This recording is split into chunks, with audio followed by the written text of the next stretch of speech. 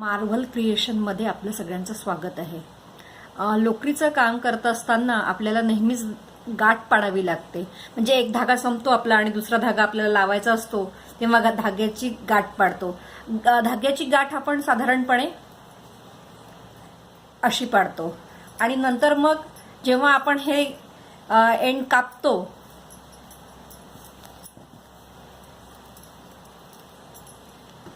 तेव्हा ते कुठे ना कुठे आपल्याला हे काम करताना असे दिसतात. तर मग ते आपल्या कामामध्ये ती सफाई दिसत नाही. म्हणून तुम्हाला आज मी एक नवीन प्रकारची गाठ सांगणार आहे. तर आपण दोन वेगवेगळ्या रंगाचे हे लोकरीचे तुकडे घेतले आहेत, लोकरी घेतले आहेत, ज्याचा उपयोग करून मी तुम्हाला आता गाठ कशी पाडायची ते सांगते. एक पांढऱ्या रंगाची आणि एक पिवळ्या रंगाची आहे. तर गाठ पाडताना आपल्याला पहिले पिवळ्या रंगावर पांढऱ्या रंगाच्या लोकरीनी साधी गाठ पाडून घ्यायची आहे.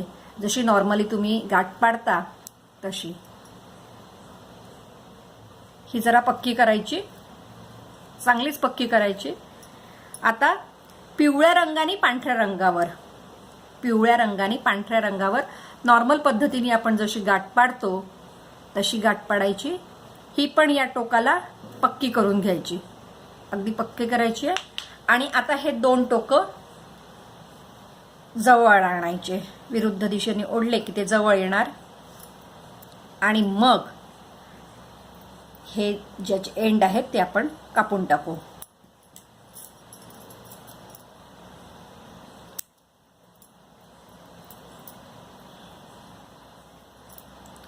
अगदी जवळून कापायचे. हे अशी गाठ तयार. तुम्ही बघू शकता ही गाठ कशी तयार झालेली आहे. इथे कुठेही धागा दिसत नाहीये आणि एक रंग कुठे सुरू झाला आणि दुसरा रंग कुठे सुरू झाला, संपला आणि कुठे सुरू झाला आपल्याला लक्षातही येत नाही. आणि अशा पद्धतीने हे जे इतकं फाईन झालंय त्याच्यामुळे तुम्ही गेलेलं जेव्हा काम असतं क्रोशाचं ते नीट आणि क्लीन दिसतं.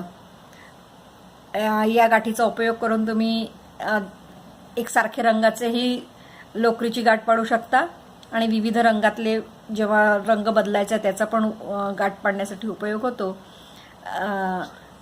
धन्यवाद. माझा जर व्हिडिओ तुम्हाला हा गाठीचा आवडला असेल तर शेअर करा, लाईक करा आणि सबस्क्राईब करा. धन्यवाद.